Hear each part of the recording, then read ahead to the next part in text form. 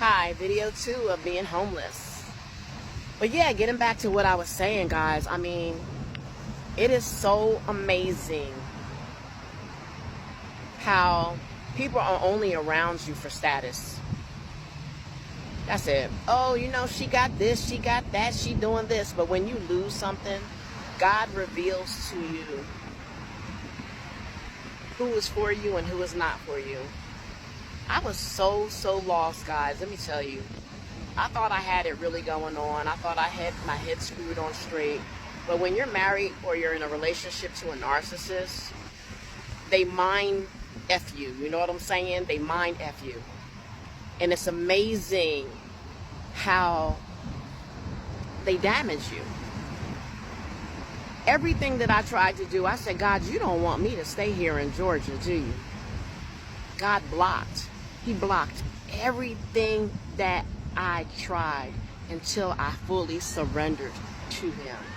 And when I say fully surrendered, I mean God has always been in my life since I've been a child. But when I say fully surrendered my life to God, was I literally fell on my knees and broke down in tears and said, Lord, do as you will with me. Use me, because I give up. I was lost, guys. I didn't think it was going to affect me that bad, but the thing about it, it wasn't the loss of my ex-husband that was affecting me. It was everything that I worked for 28 years was down the drain. And God said, nope, I got a new plan for you. I got something else, and I'm not going to tell you. I need you to trust me. If you say you love me, I need you to trust me. I need you to step out in faith, and I need you to go through this process. And that's what I did. Everybody's thinking that I'm getting new and oh, I don't, she's not communicating with me. She's not talking to me. What's going on? Is she depressed? No, it wasn't that. It was that I surrendered my life to the Lord. And when you surrender everything, and I mean everything, you don't make any decisions in your life. None at all. So when I surrendered my life to the Lord, he isolated me. And I was not allowed to communicate with anybody. I wasn't allowed. I didn't even communicate with my own family, my own mother. I didn't communicate with anyone. But God did send me an angel.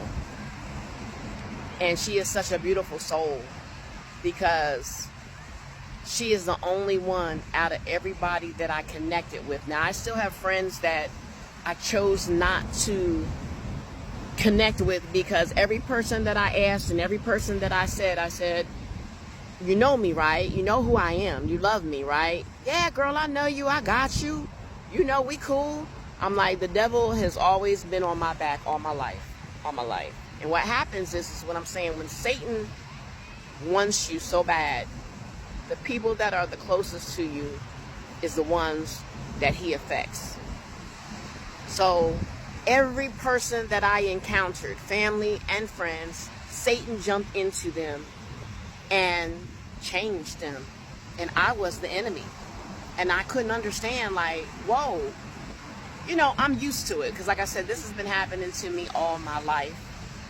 So I knew that Satan was going to send one of his minions to jump into somebody, and that person wasn't weak. Their walk with God was not strong enough to even, they act like they didn't know me. They act like they didn't even know who I was. They just treated me like I was nothing. I mean, and check this out. It is so crazy. People want to see you suffer. People enjoyed my loss. Can you believe this? They enjoyed my suffering. They enjoyed every struggle that I went to, when they played like they cared about me, but they didn't care about me. But this one particular person that was in my life, when I surrendered my life, I call her my mother, my sister, my auntie, my everything. She saved my life. God sent her to me. And I said to her that I was lost. I literally broke down in tears and I said, I'm lost. I have no idea what to do. Because I devoted 28 years of my life to a man, in a marriage, in a relationship, and I really had nothing to show for it. And I had my business, and God said, you're not going to keep it. So, you can be on cloud nine. You could be rolling in the dough. You could be doing everything. But once something changes in your life, one little thing, your whole life changes. When I say to you, my whole life changed, my whole life changed.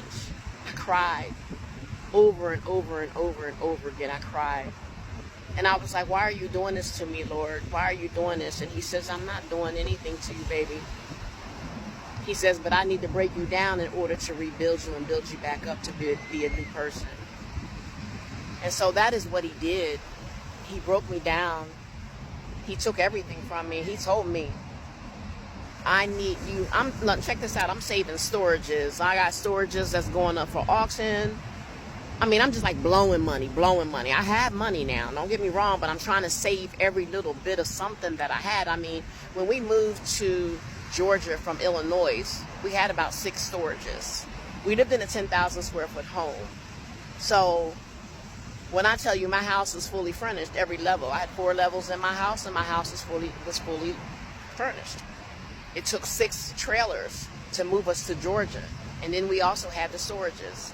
So, you know, my ex-husband, he's a simple man, so he didn't care about none of that, because most of the stuff that was in those storages is what I paid for, what I purchased. Like I said, he put nothing in his name. So he didn't care about anything except what was in our mobile homes. And that was brand new furniture that we purchased.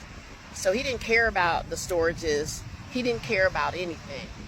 So I'm trying to save everything under the sun. I'm trying to keep what I can keep, because that's all I had to my name. I had nothing else. God took my spot from me.